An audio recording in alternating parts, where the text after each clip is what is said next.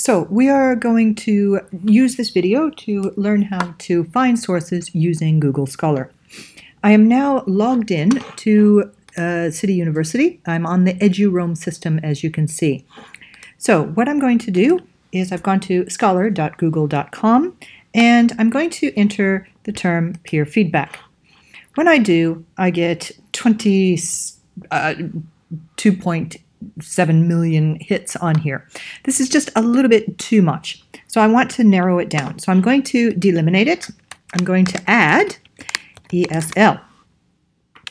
When I do this, it brings me down to 43,000 hits. Now I'm interested in peer feedback, but not peer feedback in England. So I'm going to delimitate some more.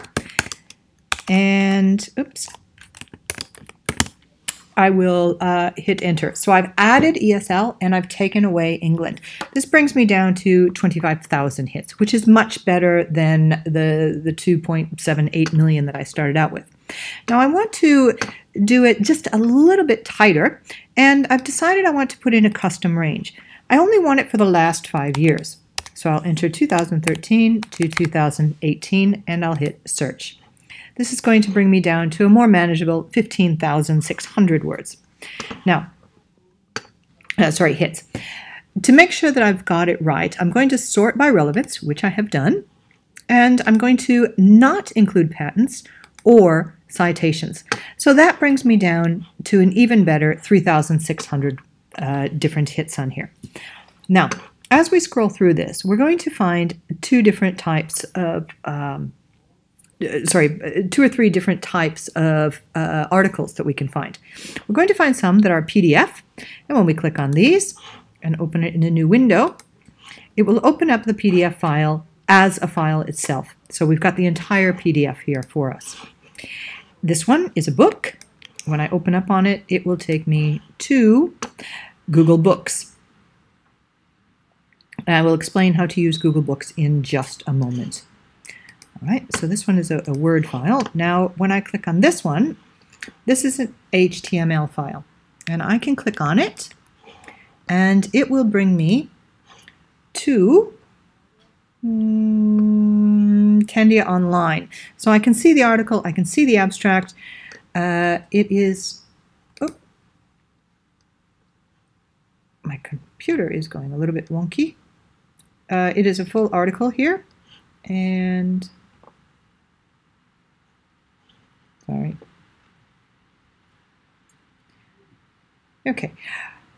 What I can see is I've got the entire thing, the introduction, lit review, the methodology, the results, the research questions, implications, conclusion, and references. All of it is here. And I can download this as a PDF, if I wish. And it will do as a download a PDF or an interactive PDF. Right? So I can read it and annotate it, read it online. All right. Now, the other thing that I can do, if I don't want to do that, you'll see a number of these have, find it at CityU. So if I click on this, this will take me to the City University Library, and I found it right here. So I can find it in the Science Direct journals or the Science Direct Social Sciences journal. This item has to be requested. It is not available at CityU Library. So we can go through a request if we're really interested in it. All right, but this one has an HTML. Let's see, this one is at Sage Publications, and we'll go ahead and see if we can find that one at City University. All right. This is one of the nice features of, and here we go. We do have it at City University of Hong Kong, so we can come over here and download the PDF, and it brings it right to us. This is one of the nice features about Google Scholar. Wherever you see find it at CityU, we can probably find a copy of it in our library. So this is very helpful for us. Now, another feature that I want to show you about this program using Google Scholar is that you can look at articles and save them for later.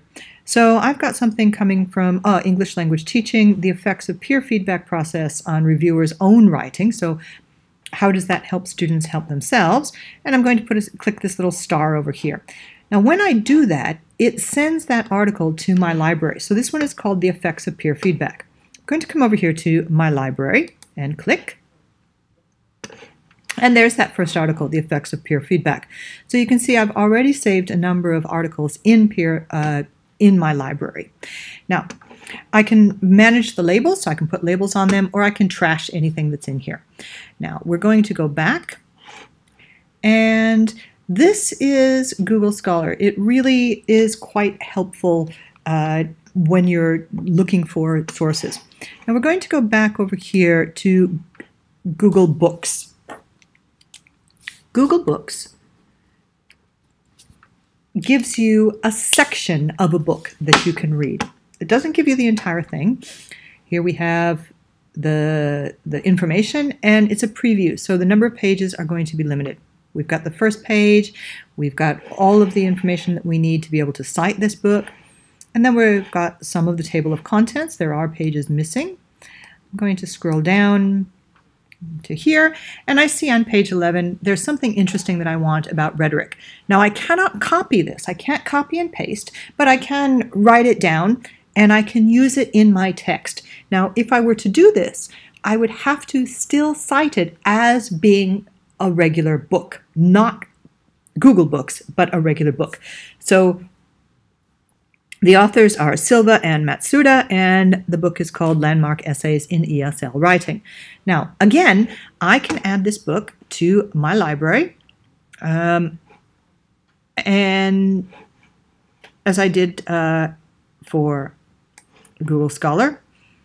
And to do that, I click up here, add to my library, and I can add it to favorites or reading now to read. All right, so it's in my library, and I can go back to it at any time. Now, when I click on my library, I haven't purchased any, I haven't viewed any, I haven't got any browsing history, but here's the favorites that I've got on here. So these are some books that I've already gone into. Here is the book Landmark Essays. This is the one I want to read. All right, now I'm going to go back one last time. And there's another button here about this book. If I click on this, it gives me a brief review of the book, and it gives me the publication, the title, and the authors on here as well. So Google Scholar and Google Books are two additional places that you can use to find information and sources.